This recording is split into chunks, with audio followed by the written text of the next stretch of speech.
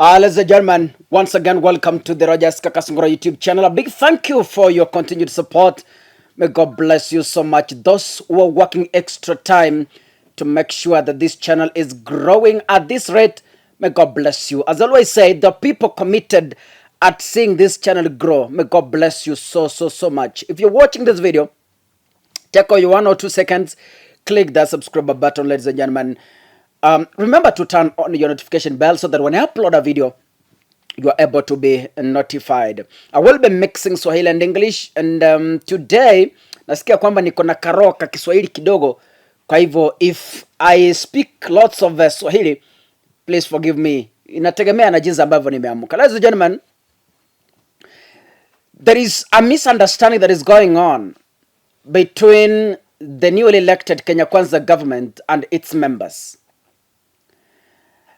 When the 5th President of the Republic of Kenya, Dr. William Samoei Ruto, when he had a meeting with members of parliament, he told them, Mimi kama rais, I will make sure I defend your CDF because I know what it does. That is William Ruto telling members of parliament. You know, serikali ya Kenya Kwanza imekuwa ikituambia kwamba we must respect the court, tuheshimu independent institutions, tuheshimu mahakama. Now, when the president, a leader of this country, the most powerful man on this land, is telling members of parliament that I will defend your CDF by all means, is going against what the court ruled. Remember? CJ Mother Koome recently, just recently, around 2 days ago, maintained and she said CDF remains null as per the court. That's what she said. So when Ruto is telling members of parliament that I will be here to defend your CDF, that is simply telling Mother Koome that your ruling is hot air. It is a drama. Ladies and gentlemen, you know, alisema kwamba, and he swore, akasema nobody will touch your CDF. I have a clip. Ladies and gentlemen, it's so sad. The people telling us respect the judiciary, respect IBC, respect ESCC, respect I don't know what, respect the independent institutions, are the same people telling Mother Koome that your ruling on CDF was just hot air and nothing you said. We'll be here. You said CDF is null, but mimi kama rais niko hapa kukuambia kwamba CDF is here to stay. Hakuna mahali naenda. This is William Ruto's speech when he met members of parliament. I have been a member of parliament when there was no CDF, and I have been a member of parliament when there was CDF, and the difference is immense. So I know how important it is for CDF to continue, because it is one of the funds whose impact can be seen in any part of Kenya. I, however, want to also tell you, as members of parliament, especially those of us in the National Assembly, that how you use CDF will determine how long you stay in parliament. Yeah? It is as simple as that. Even if you don't do anything else, if you make sure CDF is used properly, you will be re-elected.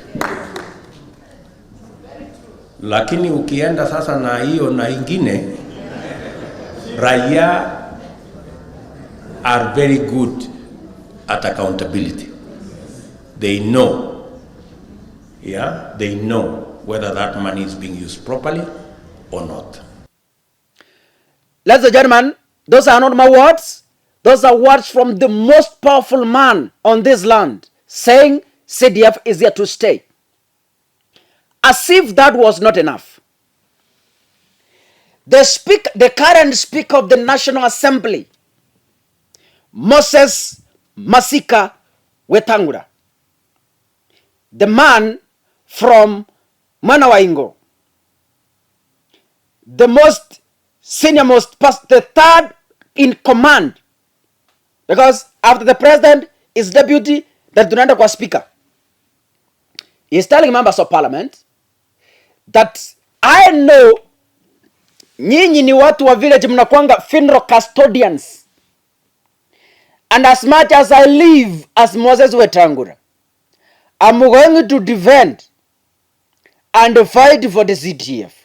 In fact, I will increase the allowances. That's what Masika told members of parliament. The speaker is also telling Mother Koome, the lady they respected when she gave a verdict, the lady who was showered with accolades from the Kenya Kwanza government. The Kenya Kwanza government is now telling her, whatever ruling you made on CDF, it was hot air. Yes. Moses is saying that hata kama koti ilisema hii, mimi kama speaker, I will make sure I defend the CDF. In fact, I add you more cash. What a mockery to the judiciary, ladies and gentlemen. But then, they dug their own grave. Who are we to sympathize with them? Who are we to sympathize with Koome? Who am I, Kaka, to sympathize with her? She dug her own grave, and she must face the consequences. She must face a regime that doesn't respect the judiciary. Signs are clear. They have started. Ngoma imeanza kuchezwa. And you know, Kenya is a country with laws. We thank God the constitution that Raila Odinga gave us, the 2010 constitution.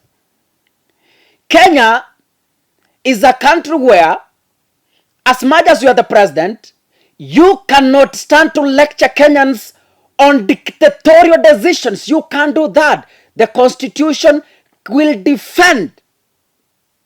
Ladies and gentlemen, today, the CS Finance, Ekuru Yatani, while addressing senators in Naivasha during their induction, Yatani made it clear, very categorical. And I said, a government where each and every person has his own authority to speak whatever he wishes is a dying government. In my previous video, I said, Kenya Kwanza government has reached a time, Aibu wa Rais is speaking his own things. The president is speaking his own things. Cabinet secretaries are speaking their own things. Ruto is promising members of parliament, CDF. The Speaker of the National Assembly is promising members of parliament, CDF. CJ Mother Koome is maintaining that the CDF is null and void. Ekuru Yatani today made it categorical. He said, as I stand here today, senators, according to me, CDF remains illegal, and from Treasury, we will not fund it. Yes, he was very clear. The Supreme Court has made a pronouncement that CDF as it is illegal, and therefore we are not going to disburse funds, but we sought advice from the Attorney General for further direction, because I know it's a very sensitive matter.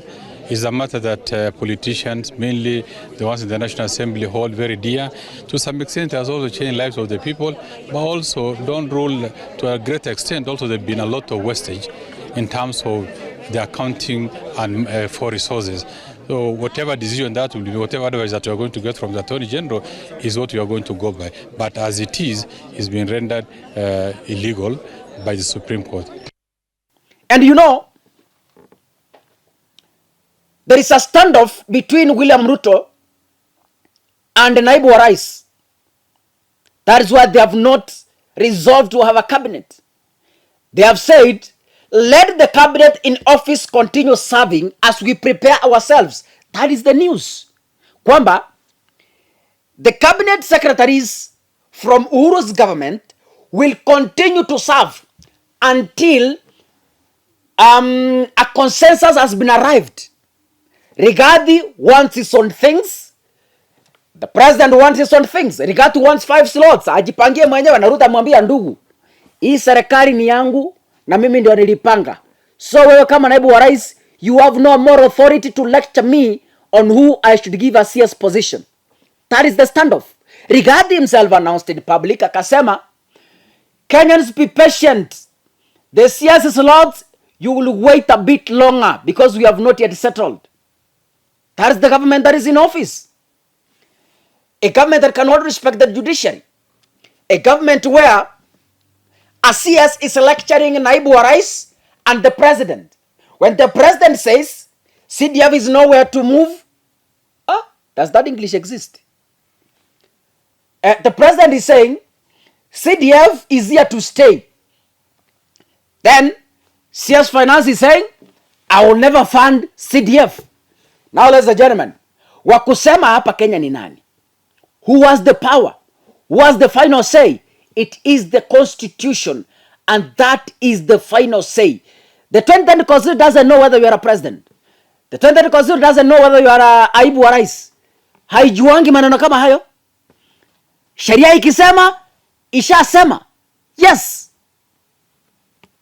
I'm waiting to see the fight between the judiciary that is saying CDF is null and void, and the president who is saying CDF is here to stay, and the Speaker of the National Assembly saying CDF is here to stay, and as long as I'm the Speaker, I will protect it and I will defend it. Can we listen to what the Speaker said while addressing members of Parliament after he was elected as the Speaker of the National Assembly? This is what he said. A member of Parliament in your constituency, you are a funeral undertaker, you are a midwife, you are an extension officer in farming, you are a vet, you are a counselor on social issues. You literally do everything. And above all, you are also the local ATM.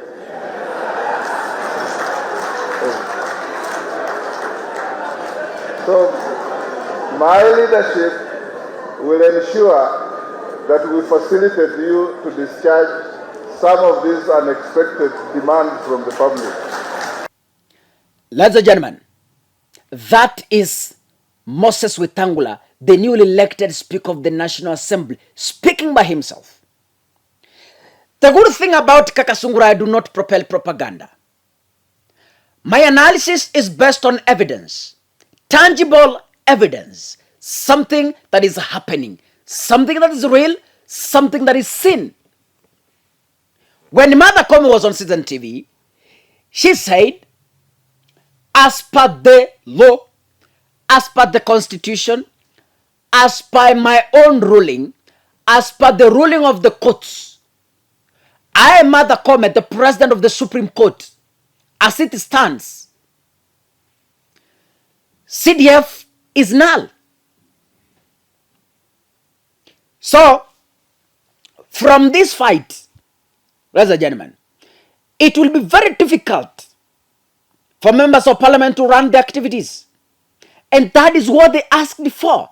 They have been served it fresh and hot. Yes.